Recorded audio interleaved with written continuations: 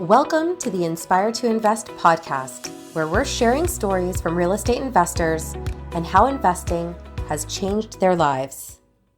This episode of the Inspire to Invest podcast has been brought to you by Fluent Capital. Hey, welcome to the Inspire to Invest podcast. I have a great guest today named Michael Ponte. And if you're not familiar with him, he is the founder of the Savvy Investor, as you can see, as well as a company called Propsperity Investments. This is a real estate investing company that he founded back in 2002. He focuses on both commercial and residential real estate and currently manages an investment portfolio of more than 235 units and a value north of $30 million. Across various markets in Canada. So thank you so much for being here today, Michael. How are you? It's great. My pleasure. Thanks for having me on, Serena. This is just wonderful. So I've been watching your podcast quite a bit. And like I said, it's been wonderful and honored to be part of it. So thank you.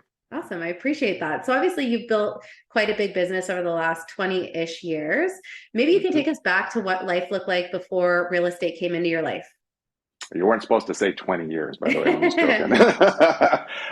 So before real estate, you know what? I would imagine it's very similar to what a lot of other people were kind of going through as well, or are currently dealing with right now. You know, working your job, you know, just putting in the 9 to 5. And so for me, I started many moons ago.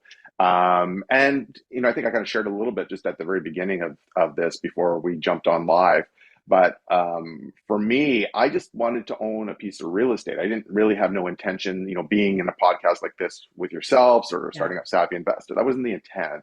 Yeah. And so I was working for a pretty large organization. I was in a very high level position with a food manufacturing company. And with that being said, I was working like a dog, you know, kind of getting into the office at like 6:30 in the morning, leaving at 6:30, kind of coming home and doing all that stuff. And it was really draining. Okay. And I'm sure a lot of people can feel that way, especially in this day and age right now. Yeah. And so I wasn't happy with the returns in my investments, being mutual funds or stocks. No offense to them. It just wasn't the right fit for me. But the one thing I did notice is my personal residence values were going up quite a bit. I'm like, if I do more of this and less of this, maybe it would be better for me. And that's kind of where my journey kind of started, right? And started buying just a couple pieces of real estate for myself. And then it just kind of grew from there, right? And so, like a lot of people here are doing this right now. They may just want to look at improving their financial future or building an expansion of their pension or whatever it is. And that was the same vision for myself. I just saw this as an opportunity. In fact, my first property was losing $40 a month. I still want clearly, right? And it wasn't the $40 because I didn't really know what the hell I was doing to be back then, but it was just really, I saw this as an opportunity to add more assets to my net worth. That's what it was. So. Yeah, I think everyone gets started in their own way. I mean, I started with a short-term rental in Florida that I bought when the dollar was at par. And cool. To your point, it wasn't cash flowing at all. So I actually paid it off with just money from my business. But I knew the US dollar is obviously going to bounce back. And that's really where I was going to make most of my money, a little bit on the market as well. But it was probably break even or even like maybe even a loss a couple of years in a row. So you kind of get started where you're at and then you just start to learn and develop and grow. But to your point, even about the stock market, like I think there's a couple of things there that I've never really been comfortable with. One is a lack of control. Like it could be training, there could be a war, there could be who knows what. And then all of a sudden, you know, things are going everywhere, right? So there's a lack of control that you have, but also you only have the value of like what you kind of put into it. And with real estate, you put 10% down or 20% down, but it's on something that's worth 10 times that. So obviously 100%. There's just so much more opportunity just from economies of scale and stuff like that. Now, I guess when you did look at that, so what really kind of pushed you over into real estate? So you obviously talked about your job and you talked about why you wanted to do it, but was there someone that said to you like, hey, you should consider this, or did you just kind of come to that on your own? Yeah, it was more on my own. The big aha moment, and it kind of goes right back to what I said, is, you know, I started back in 2001. And prior to that, real estate prices weren't going up that much. And so a lot of people don't know this because this is going back over 20 years ago, right? So, but shortly after that, the market started to kind of the insanity that it's been over the last 15 years. But it started to go up. And with that, and my first property was in Edmonton of all places, and I'm based in Vancouver. And I just bought this small little townhouse. That's all it was. And I've shared this story in other podcasts before. But I bought this little townhouse losing $40 a month. But it didn't take long, like within about a year and a half, where I was able to significantly increase the rent of that property because the Yeah. value, because the rent demand was higher. Yeah. But guess what happened, Serena, was that negative cash flow turned into positive cash flow. Okay. Now, there isn't stuff like we're seeing today. Like, you're here we are in a podcast, hopefully supporting other real estate investors. Back then, there was not a lot of information about, Yeah. anything to do with real estate investing. So, we were kind of doing this a little bit blind, trying to figure Yeah. it out. But it was truly my aha moment. I'm like, wait a minute, I'm not dishing out $40 anymore. I'm now putting in like $300-400 in my pocket every single month. Yeah. And that's when the light bulbs kind of came on. It's just like, wait a minute, if I bought a few more of these, Yeah. yes, maybe there's something to it, right? And that's kind of where that really opened my eyes to this. And Yeah. again, for me, it was just there wasn't a lot of understanding back then, and I was going blind. But then it came to the realization that this can actually drive some capital in and put money in our pockets. Yeah. And then with that being said, if I continue to expand and grow and buy more properties, could I maybe do this as a job? And that kind of was my aha moment for me back then. Yeah. And so again, going into very, very blind, but that's really was the pivotal time. And I think it was like 1 or 2 months after the fact of that it just really came to the conclusion. I remember Yeah. talking to my wife. I'm like, listen, remember that property we bought that we lose for? What if we bought a few more? And that's exactly Yeah. what we did. We bought a few more after that. So then And how then long did it slow. take then to make that jump from, working in that corporate job? Like how many properties did you have before you ended up retiring technically from the Yeah, corporate world? it's a great question. Very good question. And the magic number, okay? But I don't want you guys to write this down. Just to be very, very clear, because there's a further part to this story. Yeah. But I left my corporate job in 2007, and that Okay. magic number at that time was, I think, 12 properties or 10 or 12 properties, and I don't really remember it And they're exactly. all single family, or had you moved into multifamily And at this point? they were all single family properties. Yeah. So part of what I was sharing earlier is working like crazy. And then at the same time, I'd come home, gobble up some dinner, kiss the kids goodnight, and then start my second job, which was obviously real estate investing, right? Yeah. And so with that being said, I started to learn about partnerships and stuff like that, and then joint venture partnerships, and started to integrate this. And so that started to kind of happen. So I had a great discussion with my wife and said, listen, this is insanity. I can't do this like forever. So the kids were very, very young. And we took and I really just said, listen, we have an opportunity here to take a little bit of a leap of faith and try to go for it. This is the type of capital we're producing. Yes, it's not offsetting a lot of the income that I had when I started, but if I continue to grow it and expand it, we can do this. And we had a buffer.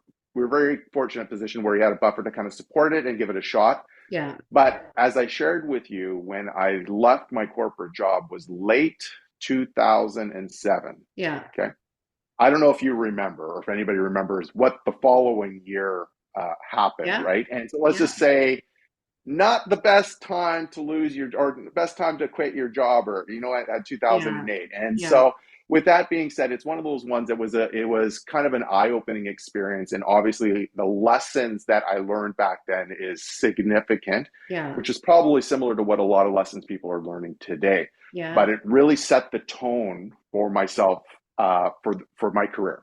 That was a very pivotal time because with all the challenges that occurred back then was some of my biggest opportunities too. That's where I really scaled my business, but it came with a lot of pain. But truthfully, it was about wanting to do anything I possibly can to ensure I took care of my family, and your survival skills kick in. You're like, I got to do what I got to do, right? And that's it. So, I go back to it and I'm like, listen, guys, this is my story. Yeah. If I can share one thing is just be aware of this, and we'll maybe talk about this after, is about making that transition and what you should do kind of before you do that. Yeah. But don't go all in with not a real good clarity of a plan. And I thought I had a reasonable plan, but guess what? Something happened. And believe it or not, look what's happened over the last 5 years. And it's been insanity. And so you got to be prepared to make that leap. And more importantly is you got to have all your kind of ducks in a row. Yeah. I thought I kind of did, but it really wasn't. And so Yeah. that was a real big change for us. Even though we made that transition then, it was really, really tough. It was Yeah. very, very tough. So I guess to that point, what would be some of those lessons? Like, what would you say was the hardest Yeah. thing you went through during that time? Well, I think, the biggest one for us is in 2008, we saw a lot of the rents going down, actually, the opposite. So all that cash flow that we were kind of generating from these properties. And also depending on now.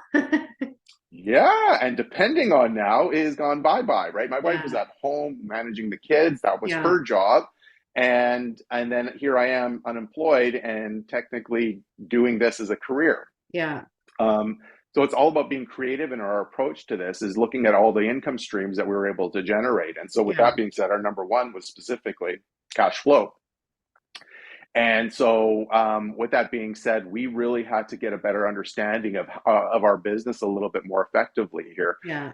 So the fortunate part during that time was, even though the cash flow was going down quite drastically, we had to pivot, we had to adjust, we had to be creative, we had to look at multiple different ways, and this could be very similar to a lot of people that hopefully resonates a little bit with people as well. As if Yeah. this is the only focus that you are, is just based on cash flow, and rents are going down, values are going down, don't bury your head in the sand. You gotta go into fight or flight mode in some cases, because this is your business at the end Yeah. of the day, and you got to really manage through this. Yeah. And so with that being said, we had to kind of restructure the way we looked at our business completely, is not just focusing on the joint venturing or just on the cash flow side, because it isn't a sustainable business. And so Yeah. now we had to add things to our agreements with our partners in regards to acquisition fees and disposition fees. And I know people do Yeah. things a little bit differently. I'm not going to spend too much time talking about this, Yeah.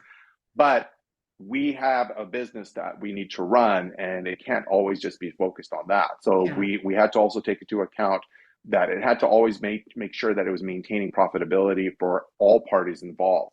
Yeah. Now, with the negative cash flow side also came opportunities, as you're probably well aware, which is what we're seeing even in some cases today, Yeah. is we were getting properties at a significant discount back then too. And so Yeah. as 2008 was a struggle, 2009 and 2010 was when we did our largest acquisition pools. Like, we were buying properties, and this is not a joke, probably 1 to 2 properties a month. Like, we Yeah. were going, like, I was literally living at the lawyer's office signing papers. I'm like, just give me a desk and let's do Yeah. this. And so we were in full acquisition mode.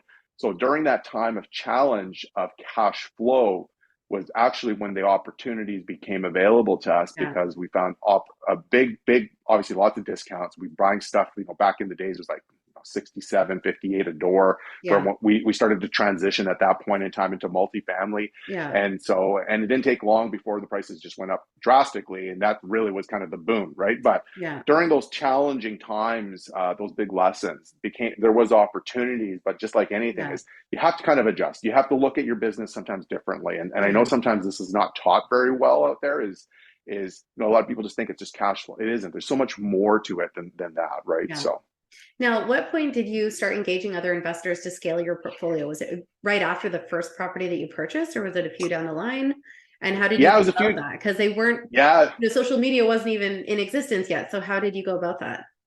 Now you are aging me. Look at that, right? No, I'm just joking. But no, truthfully, it's a great question, and I didn't have the right answer at first. It's just kind of like, for me, I started at about property, I think it was number 5, and I do, again, maybe a little amnesia or something like that going on here, but I think maybe 4 or 5 properties at that point in time. But then what happened is, like, again, there's not a community like this, or like, based on podcast or Savvy Investor or other groups or whatever it is. Yeah. And 5 properties in our space, yeah, it's still very good, but you're seeing people doing, hundreds of deals and stuff like that. But a lot of people forget, in the general public, when you've got 2 or 3 investment properties, that is like crazy. Like, they just can't even fathom, because they don't understand how you are able to even do that. Yeah. And so when you were saying, when you have your general discussion with people, hey, how are things going? Things are great. I just bought another investment property. You did what? Yeah. And it's just like, what? What? How can I do And that? now how did you do that, right? And so now they're just like, well, the common thing you hear is, well, you know what? I'm interested too. Maybe we can do something together. So next time you find a deal, let me know. Yeah. And that's where I was like, huh, Yeah. what does that look like? I don't know what it looks like. I have no idea what that looks like. And so now all of a sudden we've got partnerships just kind of coming out of the woodwork. And most of those individuals are like friends and family to Of begin course. They're with. just happening organically. And it just, yeah, very much so. And so with that, that's where it happened. And so as friends and family at this point in time, started partnering up, made a lot of mistakes at the very, very beginning and structures and all sorts of stuff. Yeah. But again, even myself, I was getting it to a point where the banks were saying, Mike, kind of getting cut off here with how many properties you have. And I hate, and I shared this a lot, is I hate when the banks do that, but it's just the natural order. They're the ones that make the rules. You have to follow their rules. Unfortunately, they got all the money, right? So, but then this is where it opened the doors now. Is just like, I'm literally unlimited. I can go to whatever level that I want because I've learned how to raise capital. Yeah. And so with that being said, that's where it started. It started kind of number 5 and then started to kind of push myself out. And from that point forward, it's pretty much mostly what I do. Like, I'll be refinancing properties. I'll sell a few properties here and there. And don't get me wrong. Now, my portfolio continues to expand because I believe in this. I believe in this space and investment strategy. So when I've got capital, I'm reinvesting it back into my own personal assets as well. And that's actually part of my long-term plan too, which I'm sure we'll probably talk about at the end of the that day, makes perfect right? sense. Now, I know you talked about the challenges that kind of came along with 2008, but is there anything in particular that stands out to you as one of the biggest obstacles that you've faced so far? Yeah, I think the biggest one, well, there's been so many. It's a separate podcast in itself. Like, I think the biggest one that we had, and it may be, I'm trying to even think the best one. Actually, it was in 2008. That might shock you. Okay. And it was 2016. That was probably one of the toughest times. And this is basically specifically in our portfolio in Alberta. And for those that have been in that market in 2016, 2015, somewhere in that vicinity, they totally get it. Okay. It was significantly worse than 2008. And what people are dealing with right now, this is nothing. Like, this is nothing compared to what we were dealing with, to be very, very frank. Okay. And so back in 2016, for a lot of people that don't know, Saudi Arabia just opened up the taps of oil, right? And that was one of obviously its main industries. Oil in Alberta was just under absolute attack, still is in some cases. But we were seeing, instead of people moving into the province, we saw mass exodus out of the province, like mass exodus. Everybody was leaving. And then all of a sudden, we saw prices going down on all of our properties. And to add insult to injury, we saw a lot of people leaving, and the rental demand was the vacancy was just significant. Like, it was just, it was absolutely through the roof. And so, to put it into perspective, I think it was probably closer to around 8-9%. It was high, like it was very, very high. And so, very similar to kind of what I said, it's like, you know what, we've had to deal with challenges 2008, and now we're dealing with challenges in 2016. Yeah. You can't bury your head in the sand. You had to constantly be pivoting and adjusting and being creative versus everybody else. So even though we were seeing kind of a mass exodus of people, how do we keep rent going into our portfolio to maintain a lot of the expenses and everything that's going on? And this probably resonates well with a lot of people today. But again, this is it. It's just like, what do? We've got a specific amount of capital that we need to maintain to cover off all these expenses and everything. We've got partners that we got to report to, and things aren't maybe necessarily going that great. And so what are we going to do? And that's what, for a lot of partners, that's what they want to hear, is they want to hear kind of what the plan is. They understand challenges happen. It's well, I think everywhere. It goes to your integrity to have transparency and to be proactive with this communication, right? Like, you can't just 100%. ignore the emails coming through and ignore what's happening in the world, right? Exactly. Like, that's the thing. When you're dealing with partners, they are your partner, and be very, very clear, and to pretend it's not happening is really doing a disservice to you and obviously your partner as well. And so the open lines of communication and transparency is one of the most important things whenever you go down the road about capital raising with individuals. So like I said, for me, that was a big one. And what it did do is it forced us to be much more efficient in systemization of multitude of different things, very responsive in regards to, so if tenants are responding to ads, we were, back then, we wait a few hours or like 6-8 hours to respond, where we had to set up systems where the turnaround was like minutes. And so we were capturing it so fast. Yeah, it was capturing it fast, scheduling it fast. And so, and just being very, very creative in regards to attracting that quality individual too. Yeah. So we had to even change kind of our whole platform that we kind of had to work with. We actually brought a lot of our advertising in-house, so we had a lot more control. But again, that was a negative, but it has now helped our business significantly because we've had to change and pivot. Now our vacancy is pretty much almost non-existent. It's like, and that's across the board. And so we know that we've done the right things, but it's during times of challenge is when very unique ideas and creativity really starts to kind of come in. And this is the one bit of advice I can give to people, especially during right now, is, be proactive. Be proactive in all of the negativity that may be happening right now. Yeah, no, I think that's perfect. And on that note, we're just going to stop for a really brief break from our sponsors, and we'll be right back. Inspired to Invest is proud to support the Beyond Success program. In today's complex world, it's absolutely crucial for our youth to learn how to take charge of their financial future. We believe that every young person deserves access to accurate, practical financial information. Designed to bridge the gap, the Beyond Success program leverages a comprehensive educational bootcamp to equip young minds with essential financial literacy skills. At Beyond Success, it's not just about teaching financial literacy, it's also about fostering a foundation for a prosperous and empowered future. Join us. Together we can build a brighter financial future for the next generations. Join us. Together we can build a brighter financial future for the next generations. We are so excited to announce the launch of Fluent Capital, a competitive investment and lending solution to all of our clients. We're providing competitive investment rates as well as alternative lending options for first and second mortgages. Our mission is preservation of capital through rigorous underwriting processes to ensure we preserve your investment. So what makes Fluent different from other investment firms? We have a low fee structure with full transparency. Our investors receive the interest income as well as all the other fees that we charge to our borrowers. That includes administration fees, renewal fees, discharge fees, and origination fees. At Fluent Capital, we're all about risk management and preservation of your capital. Fluent Capital, we speak your language.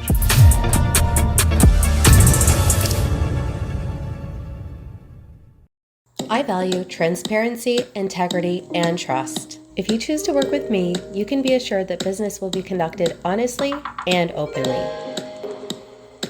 Time is of the essence in this industry, so you can expect nothing short of quick, clear communication from me. I'll keep you informed every step of the way so you feel comfortable throughout this entire process. Our homes are where we eat, sleep, relax, and play. My clients' best interests are at the heart of everything I do. And with this said, my service to you doesn't end when the transaction does. As your realtor, I'll not only help you buy and sell your property, I'll also educate and support you along the way. I want to help you fulfill your goal of homeownership and become your trusted real estate resource for life. I can't wait to share my passion for real estate with you. More importantly, find you the perfect house to turn into your home. Looking to buy, sell, or invest in Durham Region or Toronto? Let's chat.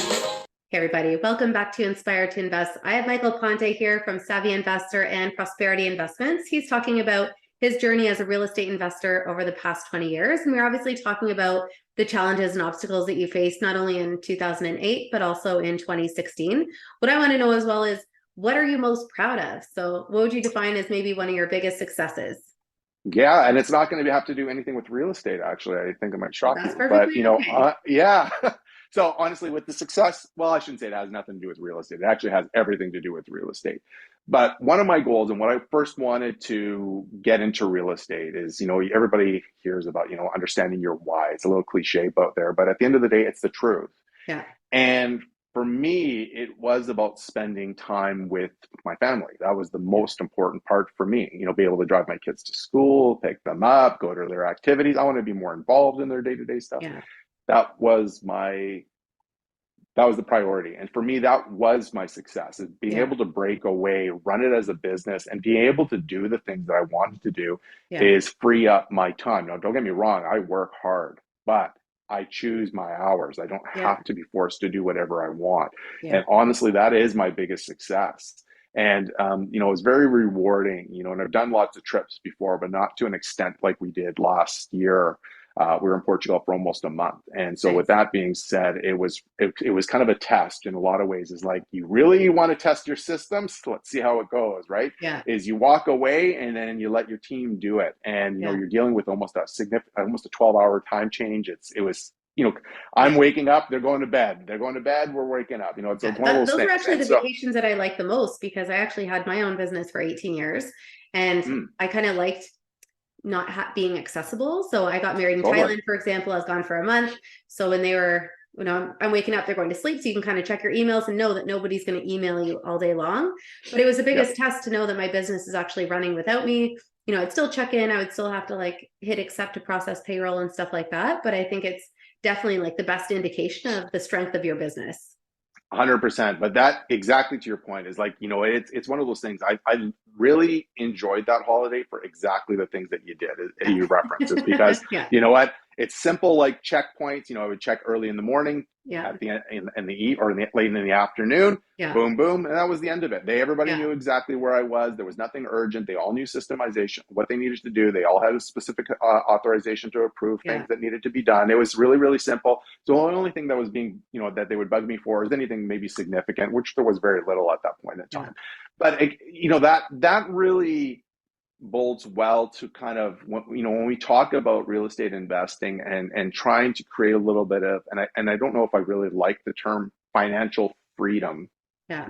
But it's really what it is. I mean, I had another question, but we're talking about it now. So we'll just kind of go through it. It's just, you know, it's not like someone necessarily wants to be a landlord so badly, or like just for what it is. It's more of the things that come along with it, whether that's your return on time, the flexibility, like it's all of those just things that can change your life just based on the fact that it's on your own terms. That's the truth of it, right? And that's honestly the truth.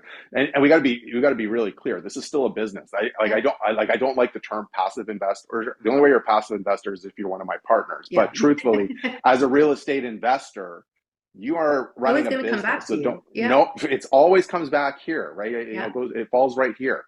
But once you've got the right systems in place, you're not necessarily needing to work 40 to 60 hours. Maybe it's like 10, right? But it takes time to kind of get to that specific level. And, you know, I'm kind of at that stage right now. I've been doing this as long as I've been doing it for, you know, we've got all the right systems. Things are working out accordingly.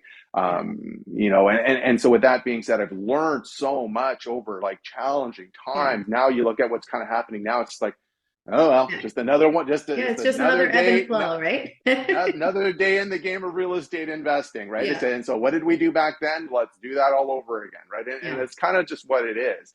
But honestly, you know, we're kind of, you know, my kids are now graduated high school, going to university and stuff. It's quite rewarding now that all of a sudden that time freedom is becoming much more pronounced, and it's given us so much more flexibility in our lives. And that's what we've all worked so hard for, to get to that specific point. So that is truly one of my success stories, is that. And like I said, don't get me wrong, I've had a lot of success stories in my real estate journey, but for the biggest one, that's it. It's the time back, or not. It's the time to do the things that I kind of want to do. I can, you know, go on a podcast like right now and not necessarily need to worry about it. You know, it's all of that stuff that really comes along. That's why I got into it in the first place, and it's just coming to fruition, which is wonderful, right? So. No, that makes perfect sense to me. So I guess just going back to, you know, your journey over the last 20 years, what would you say is the craziest thing that's happened? I know you talked about, you know, some of these economic impacts, but when you look at actually, you know, the nitty gritty stuff, is there anything that pops out?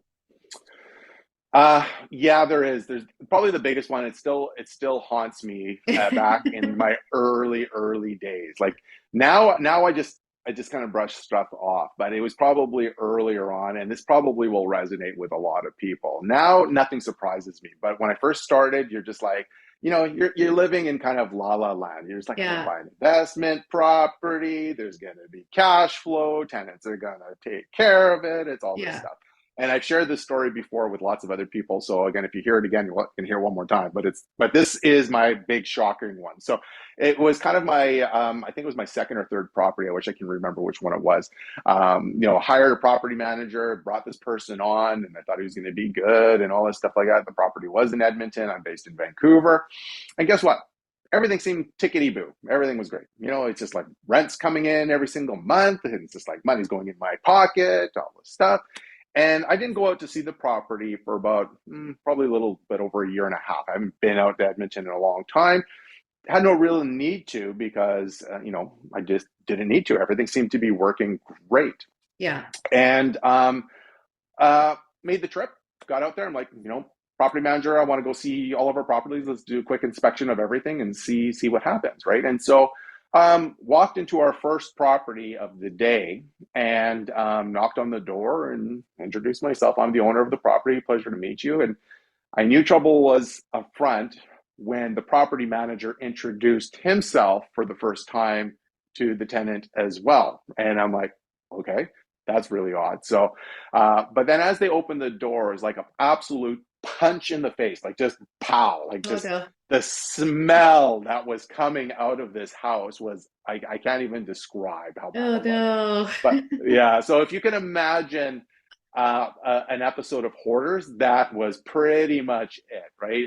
And so it was absolutely clothes and stuff everywhere. It was an absolute disaster. Yeah. And so you're kind of walking through the unit in disgust, and then, but you couldn't pinpoint where that smell was coming from. And this was just a small little townhouse, tiny little thing. Yeah. And we went down to the basement, and all of a sudden everything became clear. And they were running a puppy mill in the basement of this townhouse, right? But the damage that was there was just absolutely significant. Yeah. So literally at the moment we walked out the door, I fired the property manager instantly, absolutely instantly. And I come back, after I kind of cooled down after a little while, it really wasn't his fault. It is his fault. Yeah. But the real fault was the expectation for him to go by the properties? Like, was he supposed to be doing spot checks like monthly, quarterly? Well, here we go. So this is the lesson learned. I take responsibility for this. It was actually my fault that this situation happened. Number one, I wasn't actually out there doing inspections of the property on a more consistent basis. So that's my fault. But at the same time, I wasn't holding my team accountable for the things that needed to be done. At the very least, they should be seeing their properties every 6 months. Okay. So, like I said, has there been situations of other challenges that maybe were worse than that? Yeah, there is. I've learned a lot of stuff. That's why nothing surprises me. Yeah. But what most memorable was something like that. And the biggest reason why I say that is you have to manage your team. You got to take ownership of everything that you're referencing. Yeah. So, it was a big aha moment of this business that we called real estate investing. And the key word is business. And so with that being said, you've got a team, you've got a group of individuals that are supposed to help manage this on your behalf. Yeah. You got to make sure you're holding them accountable, but you got to also be accountable as well to the asset there by making sure you're doing your spot checks on an ongoing basis. So that was a big lesson. Like I said, the lesson in that one was probably about $20,000, like in regards to damage. Now, did you and repair and clean right after that, after you saw it, or what was your next step?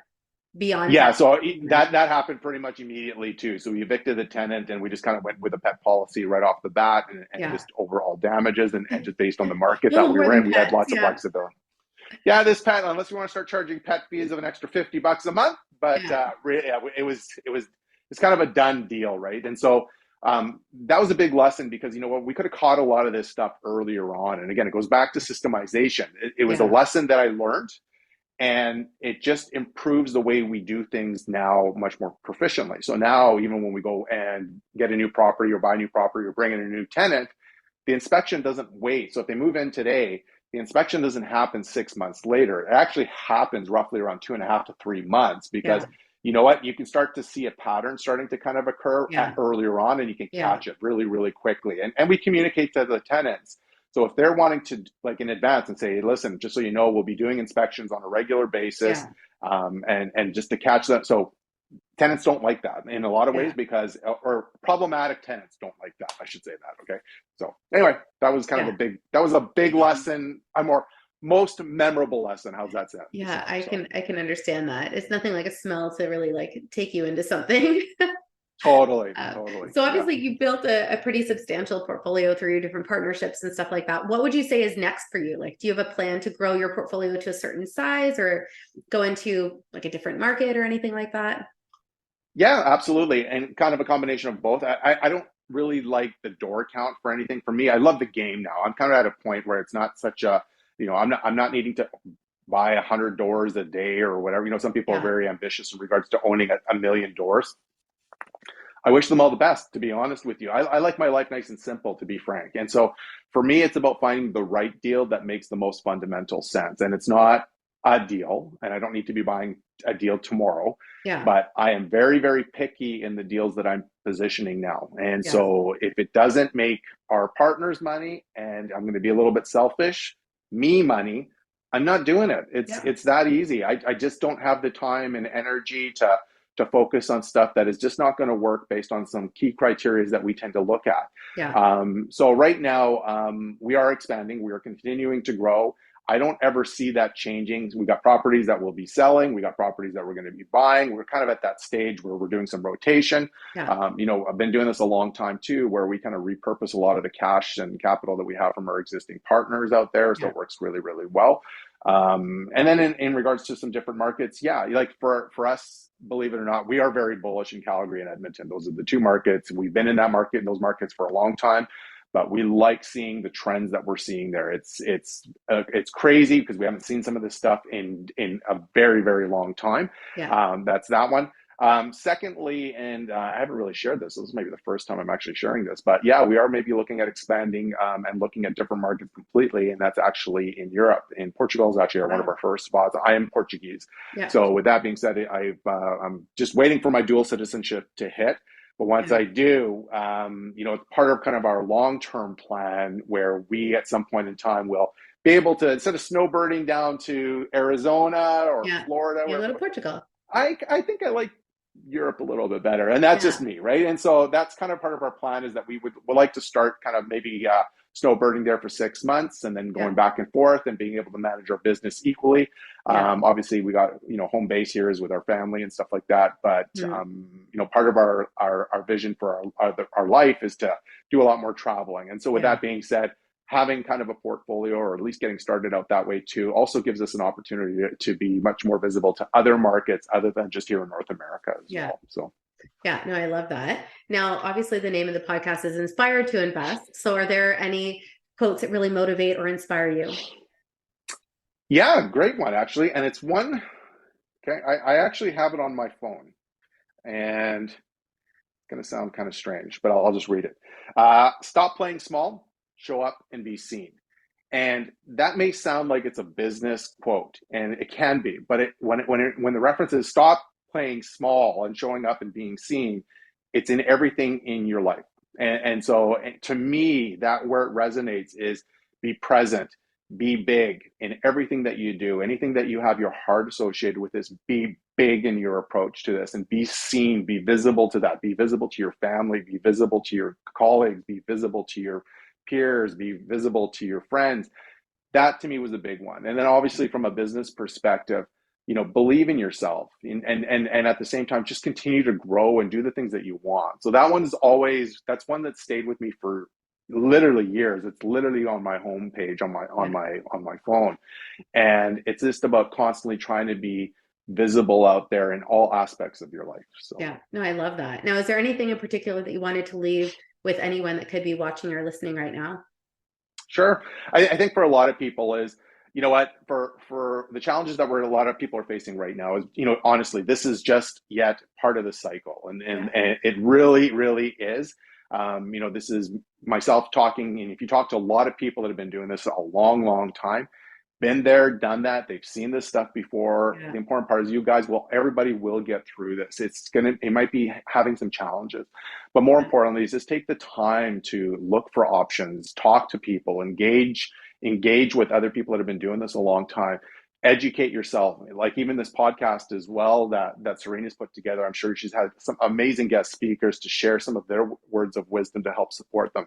But the more knowledge you can get, the more advice, the more engagement, the more involved you get in your business, it will help you go through some of these turbulent times. And more importantly is as you stay the course and continue to go forward, it will help the way you manage your business moving forward, and it will help you be much more successful over the long term. I can't tell you all the challenging times that I've had to go through over my career as a real estate investor, it was during those times of challenges where the leap was so significant after the fact. And I'm treating this exactly the same way. So I wish you guys all the success in the world. And more importantly is just work really, really hard, stay positive, and keep pushing forward. You'll get through this. So awesome. Well, I love that. And thank you so much for taking time out of your day to be here. Of course, for anyone that has enjoyed this episode, please make sure that you like, comment, and subscribe. And if you are tuning in via audio, please make sure that you leave a review as well. You can follow along on Instagram at Inspire to Invest Podcast for lots of pre-promotion, inspiration, and takeaways. And of course, remember, above all else, when you invest in yourself, the sky's the limit. Thanks again to Fluent Capital for bringing you this episode of Inspire to Invest. The views represented on this podcast are for general information only and does not constitute investment or other professional advice or an offering of securities. The host and guests featured on Inspire to Invest make no representations as to the performance of any particular investment. Should you decide to make an investment, you are responsible for conducting your own review and analysis. It is recommended that you obtain independent legal, accounting, and tax advice from licensed professionals.